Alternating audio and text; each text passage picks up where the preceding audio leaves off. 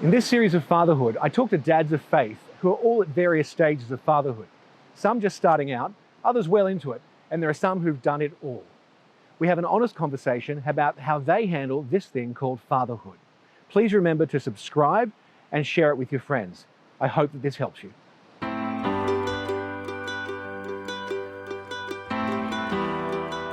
Fatherhood is the most difficult thing I've done in life. After 11 years, some days, I still feel like I don't have a clue. The game changes every day, and sometimes by the hour. So how do other guys do it? I'm Brett Farrell, and in this series I'll be talking with other fathers to see how they navigate this thing called fatherhood. In this episode, I'll be talking to Christian Elliott, the Global Director of Development for A21, a non-profit organisation that works to fight human trafficking in 14 countries. We'll be talking about divorce, dating, and doing it all again. The hardest thing in fatherhood is changing a really dirty nappy. But you went back for more. That's love. Yeah, I know, it is. It is completely. Marrying young, his first marriage ended in divorce. And instantly, he was a single father and primary carer of 2 young children who were in primary school. How did you go about dating again? I made terrible mistakes, to be honest. The first person that I brought into my life was more a passionate endeavour, may I say. Christian is now married to Shabo. They live in London with their 2 toddlers, Joseph and Elijah, as well as Alicia and Harrison from his first marriage. When you say to them, we've decided to get married, does that alter the dynamic? Yeah. What yeah, changes? there's a few It's things. fascinating. It's sort of tips and troughs. You know, you've got this, yeah, Dad, she's great, I really like her. And then you say, I'm going to get married. And then the tears come, well, what about me? We recorded this interview while they were on holidays in Sydney in their hotel room by the harbour. If you listen closely, you'll hear the sounds of the busy ferry terminal, the city, and even the boys. Whether you're a father in the first phase or the second phase, it makes no difference. The first phase is about testing, for want of a better word, your own wineskin, your own who you are, your ability, what you stand for, what you're capable of. You're listening to Fatherhood with Brett Farrell, and here's Christian Elliott. Christian, thanks for coming. Pleasure. I know a lot of guys would be very, very reticent to ever go back to the younger years again. The nappies, the crying, the tantrums, trying to help little people become beautiful people. Why did you go back again? I went through a divorce, and you know, when you start again, I kind of had this choice. I kind of thought about this. I'd either find a person who was willing to not have children, and actually, to be honest, I did meet somebody like that who was quite happy to be married and not have kids. But if you're going to be with somebody, first of all, it's very natural for that person as a woman to want to have a child, and I think it's just a natural expression of your love for that person. Although I flirted with the idea of, you know, having a wife that never got pregnant, it was never realistic. Right. And so, you know, when you fall in love, I think the natural thing, well, at least for me, is to have a baby with that person. So it was always on the cards when I got married to Shabo, my wife, to have children. You mentioned you got divorced. What was it like having to tell your kids from your first marriage that you were separating? Awful. Yeah, probably the most difficult time of my life. Telling them is one thing, then the aftermath of that is the other. They were 8 and 10. Did you have to tell them? Yes, it was a little bit of a slow burn. We had a period of separation. It doesn't matter how old you are. If you find out that your parents are divorcing, it stops you. It collapses everything that you know to be true, and you wonder how things will ever work out. It will never be the same. Until now, I'd never thought how hard it would be as the parent, having to tell the kids and the family and friends. As a father, you're guilty. You feel guilt for your kids. And I remember the sense of guilt, shame, and I used to walk around with my stomach in knots just thinking about it. So as a natural remedy to that, I would do everything I could to make them comfortable, which in hindsight, you know, I probably went too far. And I don't necessarily think that's a good response, but it's a natural response. Yeah. So how did your kids take it? What was their reaction? Both very different. So my son Harrison, he was a little bit younger, but he didn't show any emotion at all, not in front of me. I found out afterwards he would sometimes cry, but he didn't do that in front of me. Alicia, on the other hand, would kick and scream. She's quite feisty, so she's super vocal about how she felt. Divorce doesn't just affect the family, but also friendships, his friends, her friends. And when you attend the same church, it can be tricky with people not knowing what to say, or some saying too much. There comes a point where it all settles down and people choose sides, even if only through circumstance. But until then, like all uncomfortable situations, I never know where to look. The sad thing about divorce and when people break up is that, there's a lot of hurt, a lot of angst, a lot of pain. There's definitely stigma attached to divorce. It's not a pleasant experience by any stretch of the imagination. It was tough, and I think as somebody who also attends church, you're part of a little community of people and everybody knows you. And, I was quite well known in the church, was in the music team and getting involved with the charity sector, seemingly doing good in the world, and I think people thought, oh, he's a do-gooder, but he can't take care of his family. That was the that was the response I got, actually, by some. And of course, there are beautiful, wonderful people in the world who don't think like that. Although there was this obvious uncomfortable stigma, I chose to just dig my heels in and carry on. I didn't leave my church, carried on, kept going, kept seeing the same people, and actually over time everything was fine. It just took a bit of time for people to adjust to the fact that I was now single. How did you go about dating again? I made terrible mistakes, to be honest, in that the first person that I brought into my life was more a passionate endeavor, may I say. Wasn't thinking with my head, I don't think. Having made these mistakes, and the first one was a very strong woman who took a lot of my time and attention, and then I ended that relationship because I saw that my children were very unhappy. I then found somebody else who was the opposite, subservient, would do everything I wanted, pack my bags, buy me clothes, do whatever. And it was very nice and everything, but it was just too nice. I remember waking up one day thinking, goodness me, you don't know how to pick the right person. Honestly, and actually I was watching my children and I just saw the dynamic was all wrong, and it really bothered me as a father. And I tell you what, Brett, what I did is I decided that I would not be with another woman. That was my decision. And I was single without anybody for a little, not that long, I must admit, but it was a good 6 months. But I was committed to never having another relationship again. Longest 6 months of your life then, is what I'm thinking. Well, unfortunately, yeah, because I got married so young, I'd never really been on my own. But those 6 months were really important because it helped me to reflect on what was important. It had to be the family unit. It came back to that. I've always wanted a family right from the very beginning. But then when I went through this sort of desperate time of not knowing what I wanted, and then feeling like I had this sort of epiphany, revelation of what a woman is in a man's life in relation to being a father, because that's obviously very important. I'm not a single guy. I come with baggage. It's very important that I made the right decisions, and I didn't want to go into another marriage and make mistakes like I had before.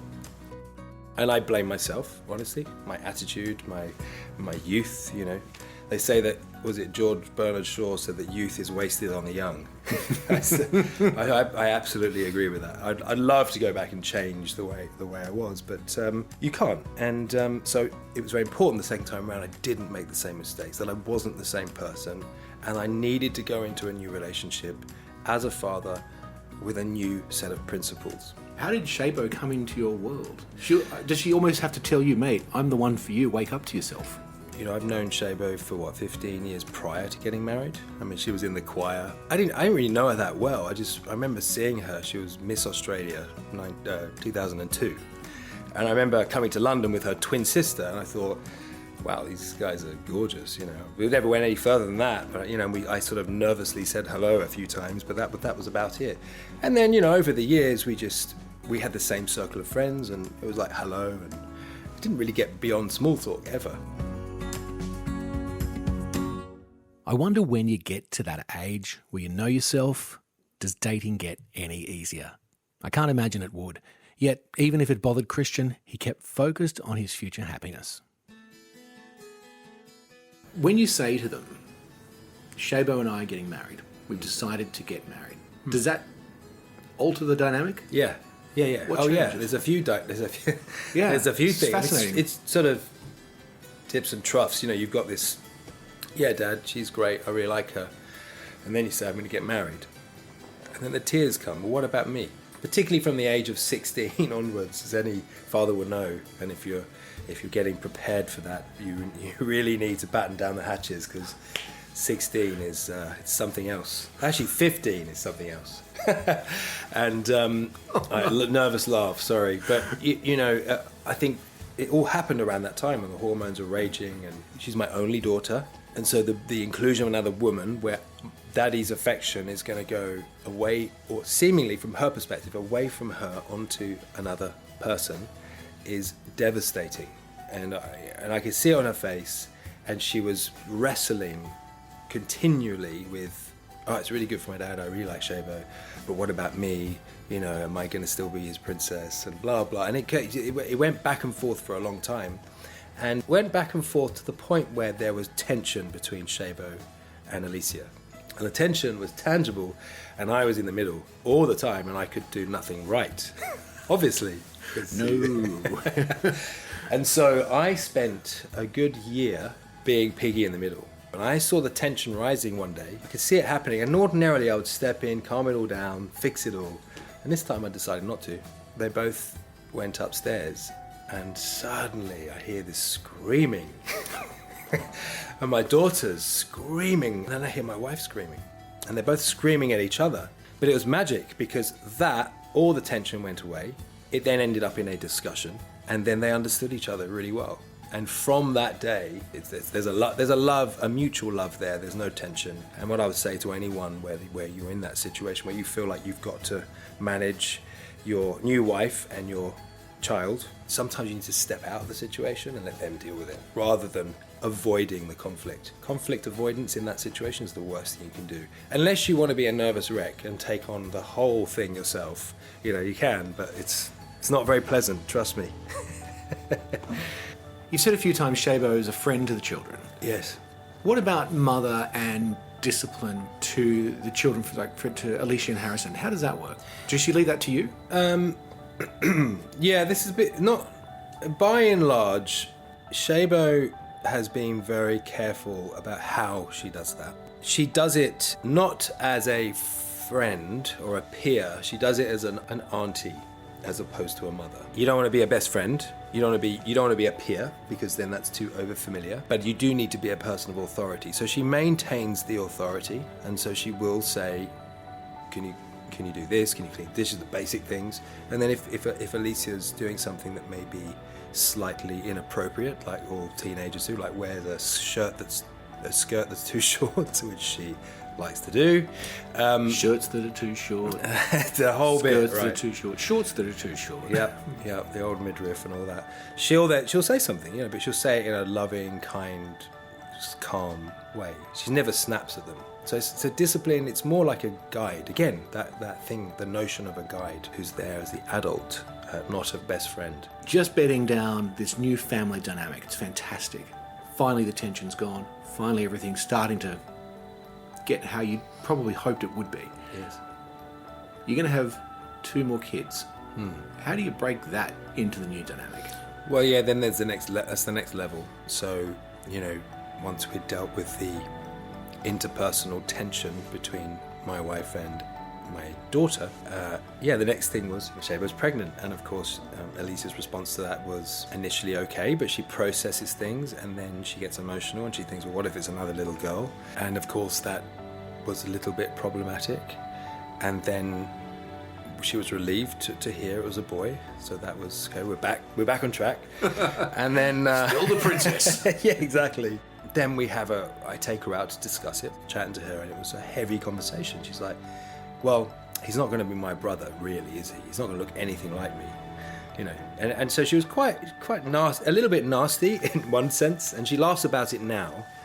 But at the time, I think... How old was she? Yeah, almost 17. Just coming through the 16s. Yeah, 17-ish. Yeah. So, yeah, a little bit irrational and not happy that I'm expecting her to call Joseph brother. Well, he's not going to be my brother, is he? You know, this kind of reaction. So we've gone back to, you know, it's the ups and downs. So we're at a down now.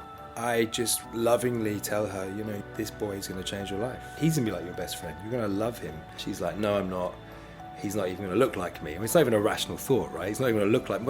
Well, what does that matter? You know, it's sort of quite narcissistic, isn't it? Kids are terrible, aren't they? Yeah, and this whole notion of not looking like her was just really a smokescreen for something else. You know, it's fear. At the end of the day, it's her feeling of fear that this new little life form is going to somehow take away from her. And I think as fathers, as much as annoying as it is, and it is annoying, and you do get angry when you hear those kind of things said because you know it's not true, and no matter what you say, they don't believe you.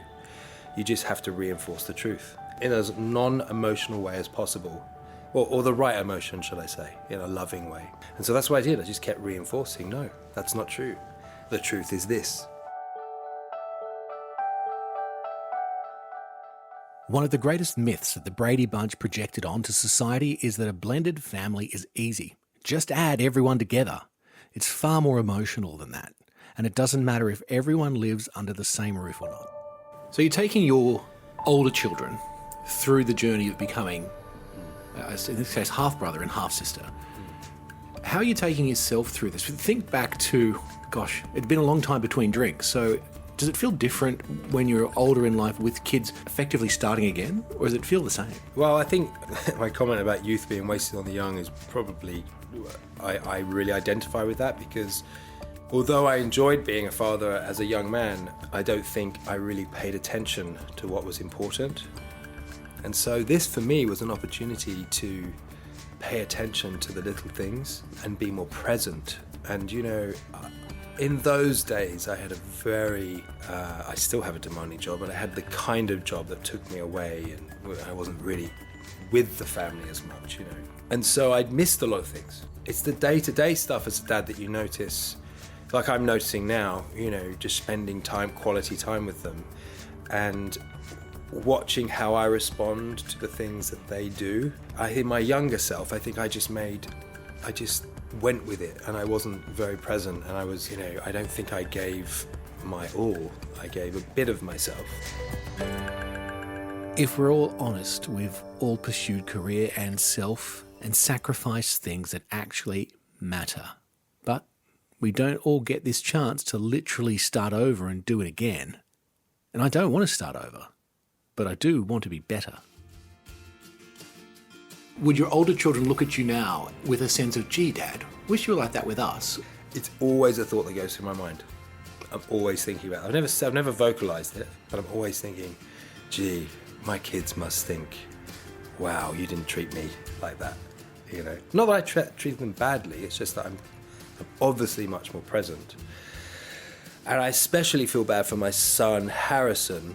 I haven't really talked much about him. His sort of teenage years, he was very easy. Because he was so easy, he probably got less attention. I've always felt like I needed, as a father, as my first son, and as a younger man, I didn't give him all of the tools that he needed.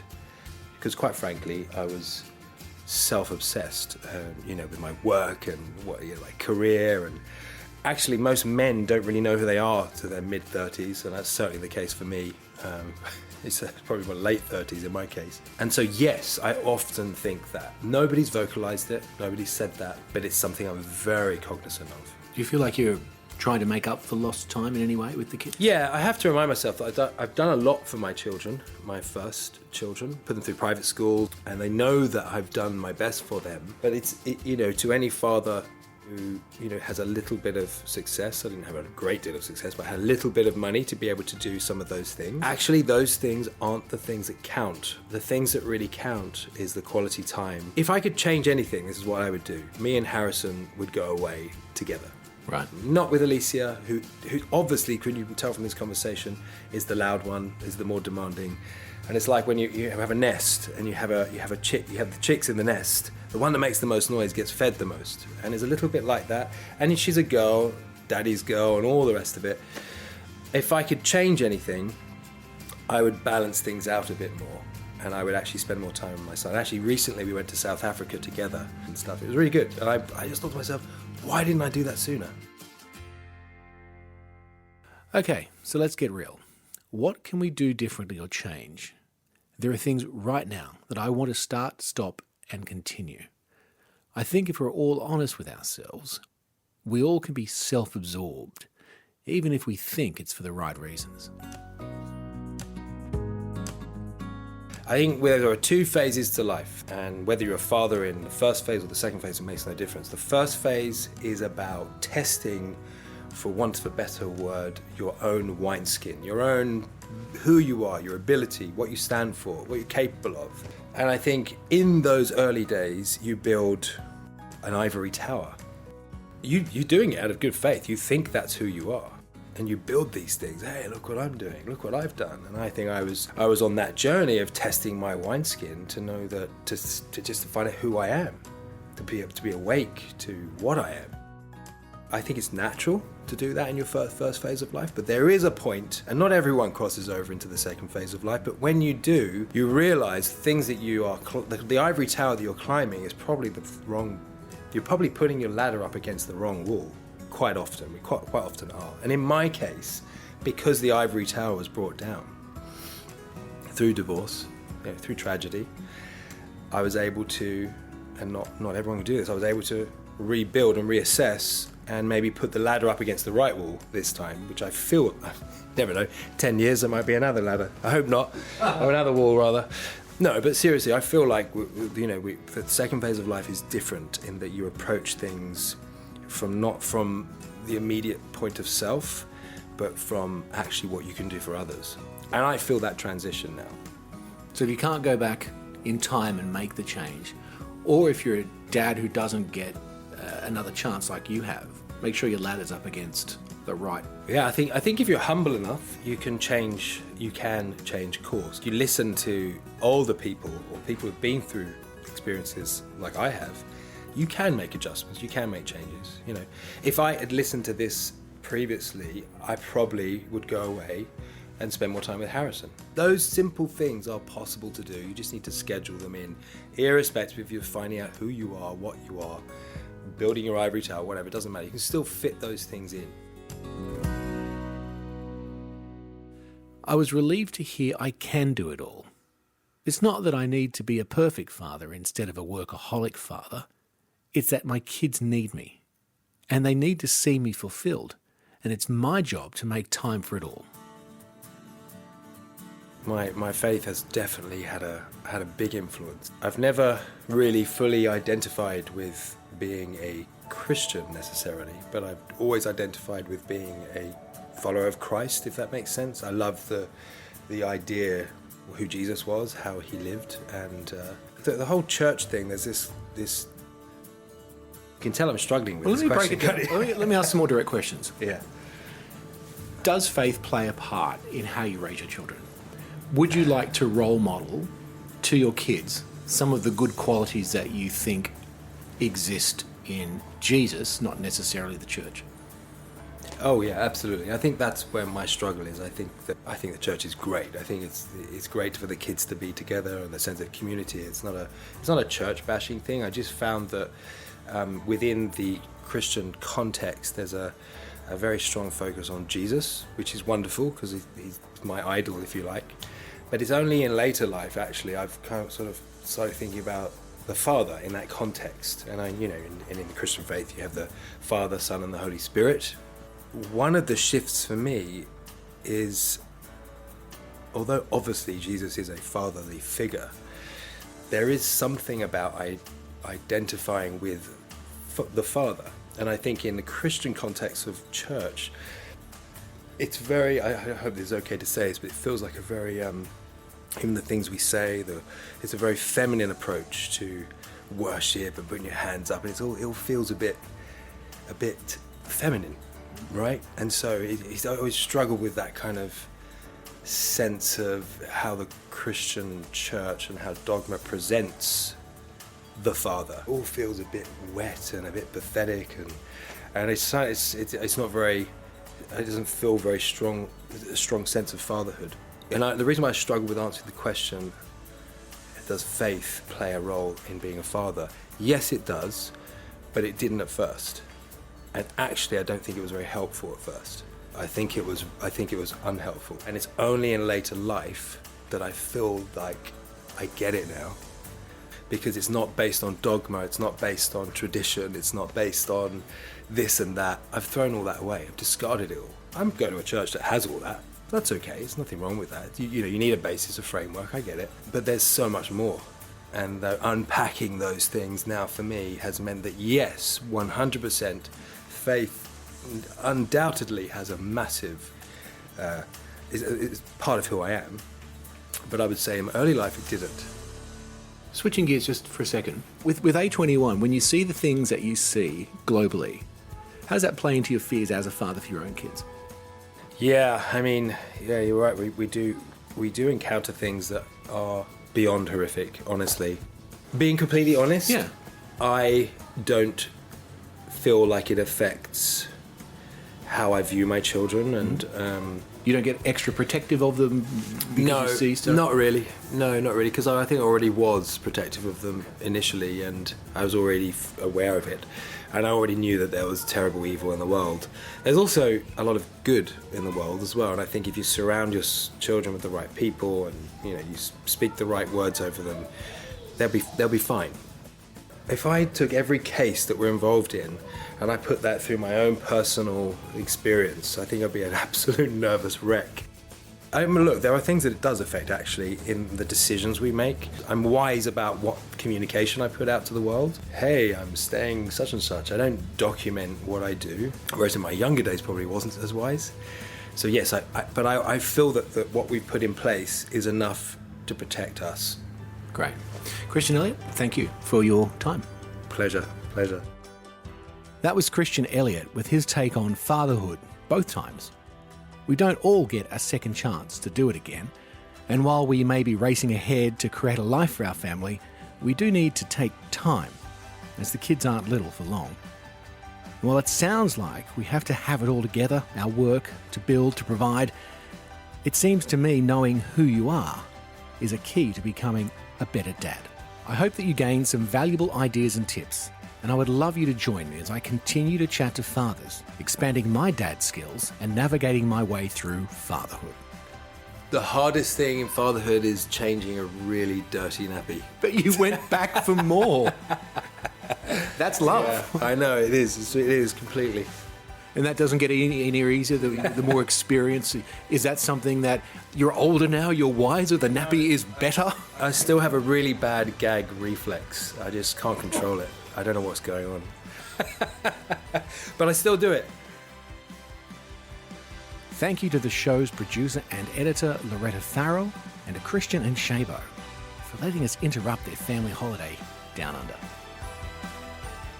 I'm Brett Farrell, and this is Fatherhood.